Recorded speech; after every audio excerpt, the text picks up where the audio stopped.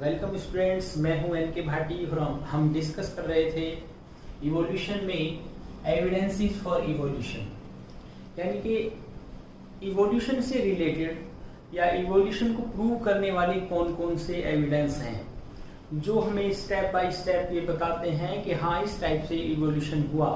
तो हमने last video में दो एविडेंसेस के बारे में डिस्कस कर लिया था। सबसे पहला पीलियोएंटोलॉजिकल एविडेंस, यानी कि फॉसिल्स से रिलेटेड कौन कौन से एविडेंस थे। दूसरा हमने स्टडी किया था कंपैरेटिव एनाटॉमी और मॉर्फोलॉजी से related. Third one is embryological evidence based on the comparative study of embryo, यानी कि जो अलग अलग एम्ब्रियो हैं ऑर्गेनिज्म के, उनकी कंपैरेटिव स्टडी से हमें क्या एविडेंस मिलते हैं, उनको हम एम्ब्रियोलॉजिकल एविडेंस कहेंगे। तो यहाँ पर सबसे पहले हम डिस्कस करते हैं similarity in early development. Early development में क्या सिमिलरिटीज हैं? So in all multicellular organism fertilized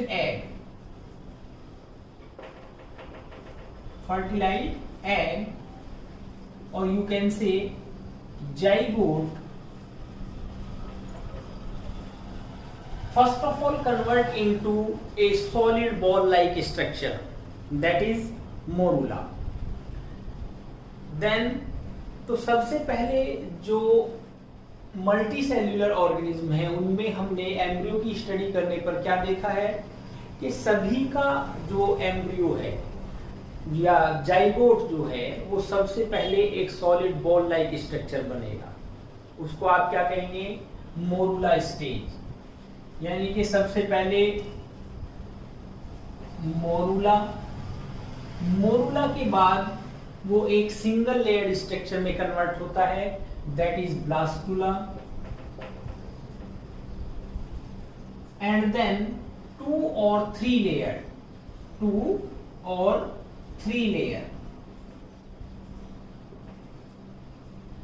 that is gastrula।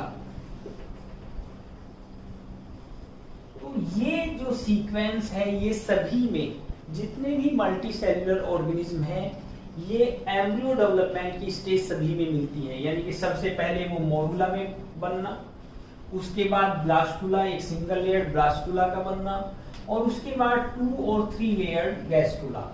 Jin organism में 2 लेयर गैस्टुला बनता है उनको आप डिप्लोब्लास्टिक, और जिनमें 3 लेयर गैस्टुला उनको आप ट्रिप्लोब्लास्टिक कहते हैं।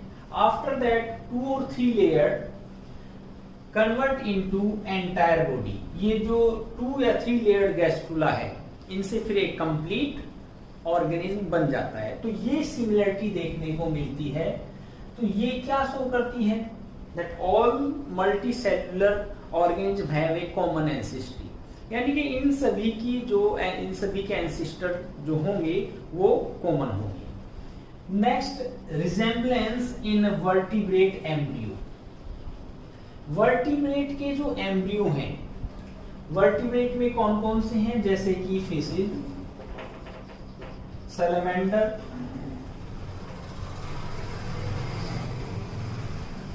एंड फ्रॉग और टॉर्टोइज एंड ह्यूमन मैन। अगर आप इनके अर्ली स्टेज में एम्ब्रियो की स्टडी करते हैं तो इन सभी के एम्ब्रियो अर्ली स्टेज में एक जैसे दिखाई देते हैं, चाहे वो फिश का एम्ब्रियो है या सैलमेंडर का एम्ब्रियो है या फ्रॉग का एम्ब्रियो है। तो अर्ली स्टेज में इन सभी के एम्ब्रियो कैसे होंगे? वो एक जैसे दिखाई देते हैं। इसीलिए ये भी क्या शो करते हैं? कॉमन एंसेस्ट्री, यानी कि सभी वर्टिब्रेट्स का जो ओरिजिन हुआ है वो एक कॉमन एंसेस्टर से हुआ है। Next, development of vertebrate organs. Vertebrates में जो ऑर्गन हैं उनका डेवलपमेंट एक सीक्वेंशनल वे में और एक पर्टिकुलर प्रोसेस को शो करता है। या आप ये कहिए जैसे कि हार्ट, ब्रेन या किडनी, इन सभी का डेवलपमेंट सभी वर्टिब्रेट्स में एक जैसा है। या जैसे हम एक एग्जांपल लेते हैं, उसमें हमने देखा कि जो बर्ड्स और मैमल्स का हार्ट है, बर्ड्स एंड मैमल्स,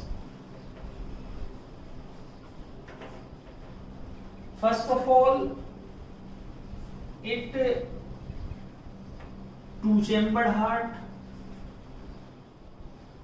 है ना, टू चेम्बर। अगर डेवलपमेंट के समय आप इसको स्टडी करें मैमल्स या बर्ड्स के हार्ट को, तो सबसे पहले वो टू चेम्बर हार्ट किसके जैसा, फिश के जैसा है ना। उसके बाद थ्री चेम्बर रेप्टाइल्स और एम्फीबियंस जैसा, और फाइनली वो कन्वर्ट किसमें होता है, finally convert into four chamber heart. तो यहाँ पर जो वर्टिब्रेट्स ऑर्गन हैं वो एक सीक्वेंशनल प्रोसेस शो करते हैं कि इस टाइप से ओरिजिन हुआ होगा। सबसे पहले टू चेम्बर हार्ट के ऑर्गेनिज्म बने, उसके बाद उनमें डेवलपमेंट या इवोल्यूशन हुआ और वो थ्री चेम्बर, उसके बाद वो फोर चेम्बर मैमल्स में या बर्ड्स में कन्वर्ट हुए। नेक्स्ट, रिकैपिटुलेशन थ्योरी और बायोजेनेटिक लॉ। एम्ब्रियोलॉजिकल स्टडी में von Baer, it is also called father of modern embryology, इसको फादर ऑफ मॉडर्न एम्ब्रियोलॉजी के नाम से जाना जाता है वॉन बियर को। इन्होंने एक लॉ प्रपोज किया, उसको बियर्स लॉ और रिकैपिटुलेशन थ्योरी कहते हैं। According to recapitulation theory, in the development of organism, generalized feature appeared earlier than the special features। यानी कि किसी भी ऑर्गेनिज्म की आप अगर स्टडी कर रहे हैं और उसमें सबसे पहले जनरल फीचर्स यानी कि ब्रेन, स्पाइनल कोड या एक्सिल स्केलेटन और आर्टिका, ये सभी में एक जैसे बनेंगे।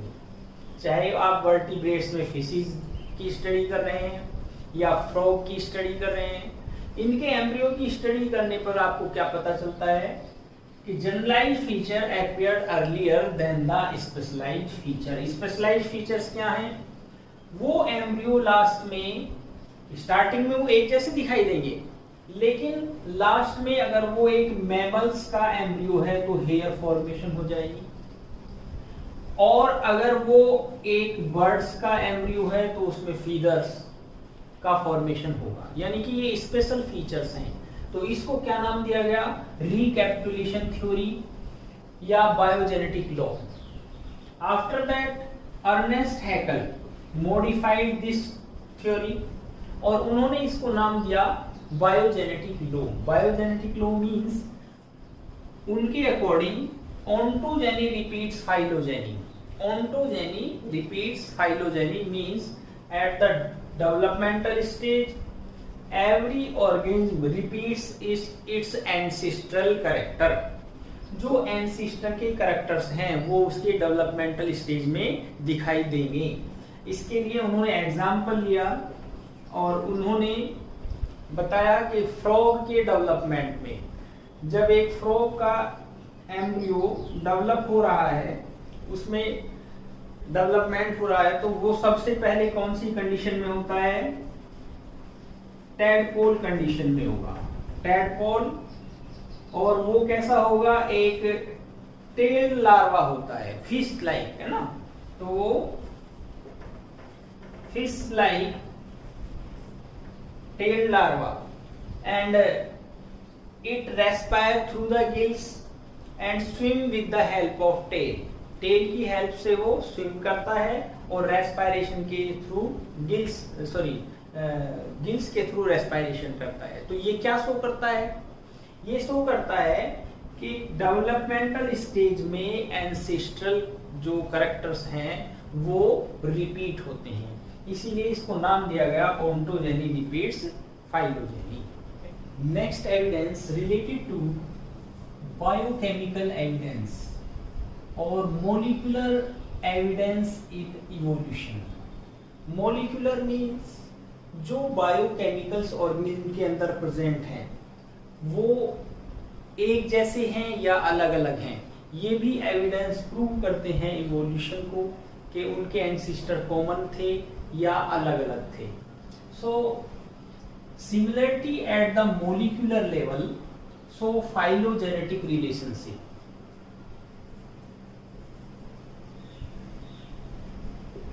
Genetic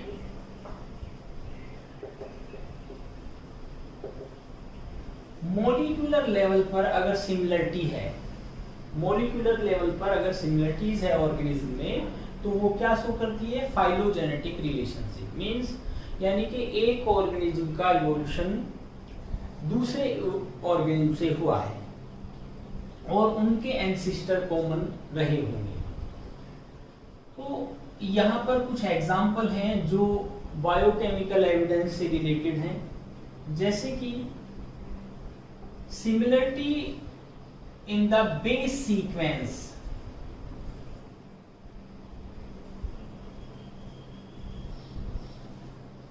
in nucleic acid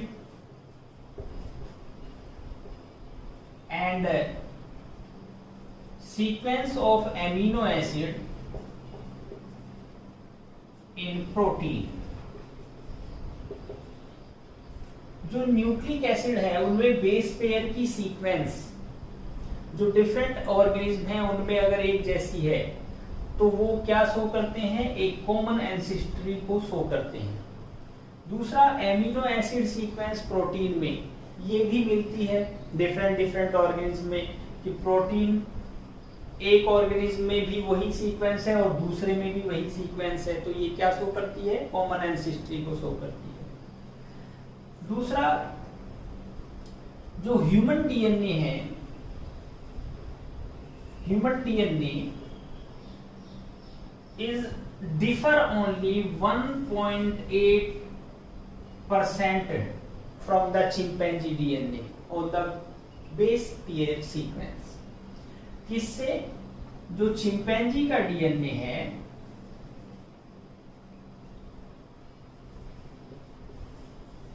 chimpanzee के डीएनए से केवल 1.8% डिफरेंट है।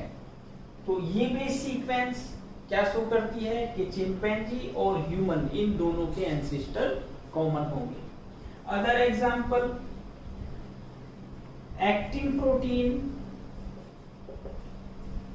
And tubulin.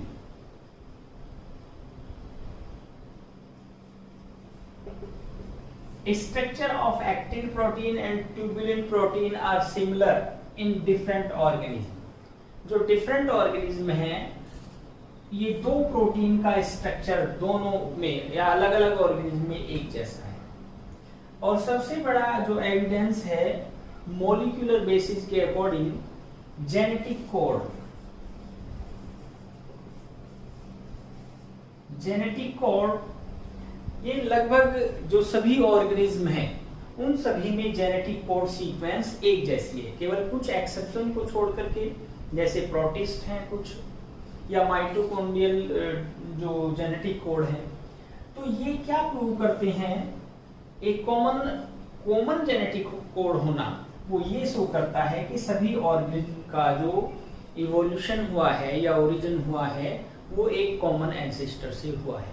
तो यहाँ पर हमने डिस्कस किया बायोकेमिकल एविडेंस के बारे में। नेक्स्ट एविडेंस के साथ फिर मिलते हैं। ओके।